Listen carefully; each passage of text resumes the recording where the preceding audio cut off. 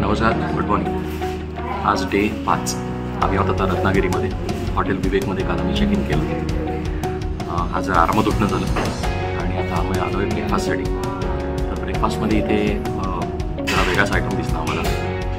इथे मिसळ आहे, पण मिसळमध्ये जी करी आहे ती काळ्या वाटाण्याची उसळ आहे। कोकण साईडला इथे काळ्या वाटाणे खाल्ली जातात, तर काळ्या वाटाण्याची उसळ आहे, त्याच्यापासून मिसळ बनवलेली, फ्रूट्स आहेत आणि उपमा आहे, तो शेवयांचा उपमा आहे। तर रत्नागिरीमध्ये आजचा प्लॅन आहे की आता सकाळी आम्ही चाललो आहे रत्नागिरी जुन्या मार्केटमध्ये।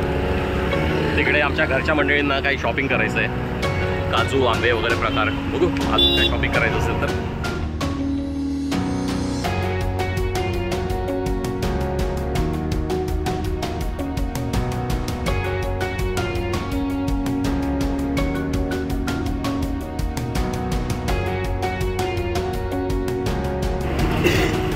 खूप जास्त ऊन आहे, खूप घाम येतोय आणि त्यातली रुमाल पण विसरतोय।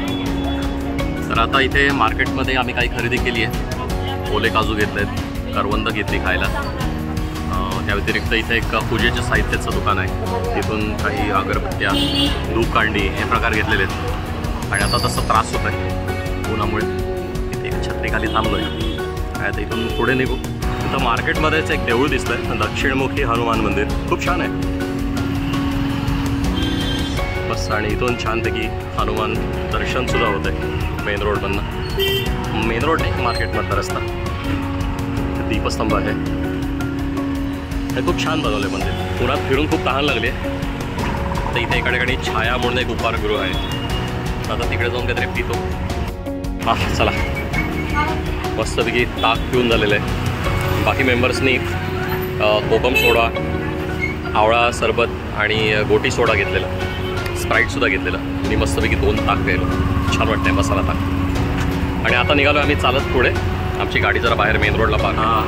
आम्ही लंचसाठी आलो आहे रत्नागिरीतल्या फेमस आमंत्रण रेस्टॉरंटमध्ये।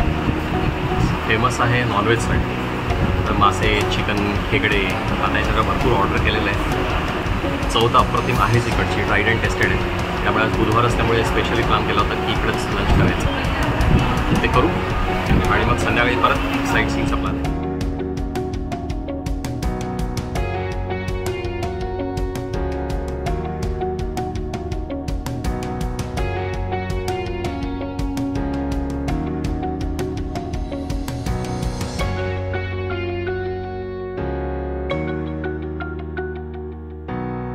हॉटेल आमंत्रणावर जेवून आता आम्ही रूमवरती आलो आहे हॉटेल विवेकमध्ये। आता थोडा रिलॅक्स टाईम आहे, कारण आता संध्याकाळी आम्ही निघू साईट सीइंगला। इथे जवळच थिबा पॉईंट म्हणून एक प्लेस आहे, लाईट हाऊस आहे, ॲक्च्युअल नाही पण त्यांनी बनवलेला लाईट हाऊस आहे। तिथून सूर्यास्त खूप छान दिसतो, समुद्राचा जो व्ह्यू दिसतो किंवा भाटे किनारा जो आहे तिकडचा ब्रिज, छान छान व्ह्यू आहे।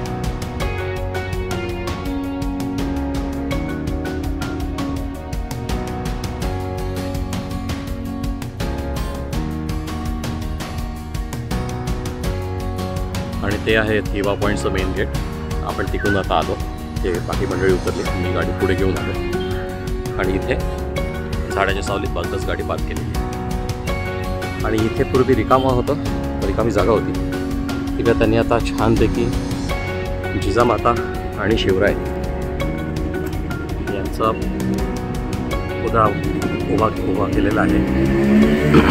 आणि मागे सुद्धा इतिहासातल्या वेगवेगळ्या घटना या मागे चित्रित केलेल्या आहेत, खूप सुंदर वाटतं। आणि ही पोज किंवा हा क्षण आपण बऱ्याचदा वेगवेगळ्या ठिकाणी फोटोंमध्ये वगैरे बघितलेला असतो, खूप छान आणि खूप भारी वाटतं आहे। थिबा पॉईंटला आता नूतनीकरण केलं आहे, त्यामुळे त्याचं नाव आहे आता राजमाता जिजामाता उद्यान। मेन गेटवर आल्यावर इथे तुम्हाला एंट्री कुपन्स मिळतात आणि इथून आपण आतमध्ये प्रवेश करतो। आतमध्ये आल्या आल्या समोरच तुम्हाला लाईट हाऊस दिसेल। पूर्वी लाईट हाऊस खूप साधं होतं, आता खूप छानपैकी डेकोरेट केलं त्याला आणि एका बुरुजाचं स्वरूप त्याला दिलेलं आहे। आणि वर इथे संभाजी महाराजांचा छान पुतळा सुद्धा आहे। आपण आतमध्ये जाऊया, पण आतमध्ये आल्या आल्या आपण डावीकडे उजवीकडे बघूया। इथे या साईडला खेळणी आहेत, तिथून अजून पुढे गेलं की स्नॅक्स वगैरे पूर्वी मिळायचे, आता आपण जाऊन बघूया। आणि इथे मुलांची खेळणी आहेत। आणि इथून उजवीकडे आलात तर उजवीकडे सुद्धा इथे लहान मुलांच्या गाड्या, छोटं जायंट व्हील वगैरे प्रकार आहे। आणि सगळ्यात बेस्ट म्हणजे महाराजांचा पुतळा, हा भारी. आणि आता आपण इथून आतमध्ये जाऊया. इथे पूर्वीवरती चपला अलाउड होत्या, पण आता मला वाटतं महाराजांचा पुतळा आणि हे पूर्ण सुशोभीकरण झाल्यापासून त्यांनी चपला अलाउ नाही सांगितलं आहे. तर आता आपण इथून वर जाऊया. मागच्या बाजूने गेलात तर जिना आहे वरती चढायला. हे सुंदरच केलं आहे, म्हणजे खांब वगैरे डिझाईन एकदम त्याला किल्ल्याचं स्वरूप आल्यासारखं वाटतं एकदम छानपैकी. वा सुंदर.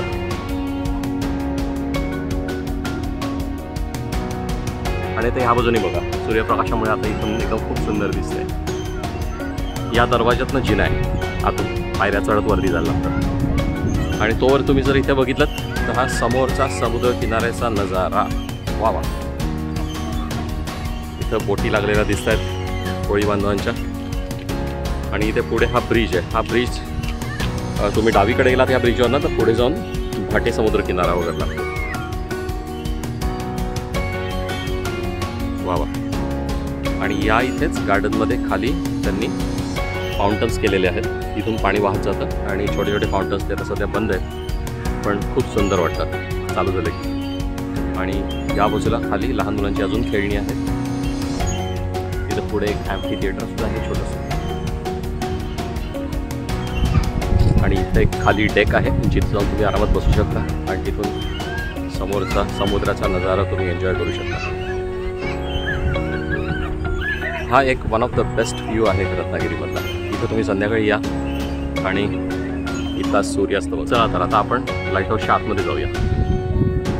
तर बाहेर तर अतिशय सुंदर त्यांनी मेंटेनन्स केलेलं आहे, रिपेअरिंग केलेलं आहे. आतमध्ये सुद्धा या पायऱ्या जरा तुटलेल्या होत्या, त्या सुंदर आहेत. हे खाली ग्राउंडच्या आहेत पायऱ्या, इथे बंद केलेलं रेलिंग अलाउड नाही आहे. आणि आता इथून या पायऱ्या चढून वरती हळूहळू जाऊया. हे पूर्ण गोल असल्यामुळे जुनं देवानंदचं गाणं आठवलं, दिल का भवर करे पुकार. त्यात जसं ते कुतुब मिनारच्या पायऱ्या चढताना उतरताना सीन आहे तसा फील आला. आणि हे आता आलो आहे पण पहिल्या मजल्यावर. पहिल्या मजल्यावर आल्या तुम्हाला एक डेक आहे आणि ह्या डेकवरनं पुन्हा समोरचा समुद्र किनारा दिसतोय. आणि आपण बघाशी इथे खाली होतो, या खालच्या मजल्यावर होतो. आता आपण आलो अजून वरती. जसजसे वर जाऊ तसं अजून व्ह्यू छान होत जातो.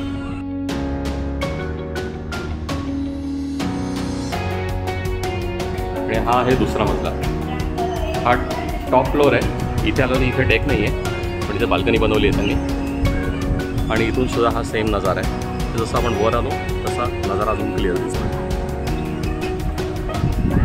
आणि इथेच वरती आहे महाराजांचा पुतळा.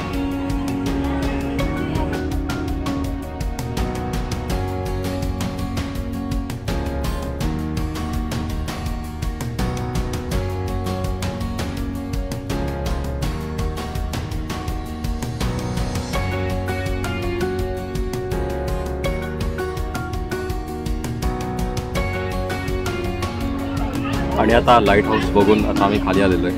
आणि इथे सगळे स्नॅक्स काउंटर्स आहेत, तिकडे आम्ही बसलो आहे आणि काही आयटम ऑर्डर केलेले. इथलं छानच असतं, एकदम टेस्टी असतं, नॉर्मल असतं, जे चाट आयटम वगैरे मिळतात ते. आता हे खाऊन आम्ही नंतर पुढे निघू. रत्नागिरीमधली आज शेवटची रात्र आहे. आता जेवून जरा बाहेर पडलो आहे आम्ही. मगाशी सांगितल्याप्रमाणे टिबा पॉईंटला आम्ही जाऊन आलो. तिथून नंतर मग आता बाहेरच आहोत आणि आता सगळ्यांचा आईस्क्रीम खायचा मूड झाला आहे. तर इथेच मेन रोडलाच एक शॉप आहे, त्याचं नाव आहे मिस्टर फ्रॉस्टी. तर स्पेशली म्हणजे इथे बोर्ड दिसला आम्हाला मँगो मस्तानी. तर आता मँगो मस्तानी खायला आलो आहे. अजूनही काही फ्लेवर्स आहेत.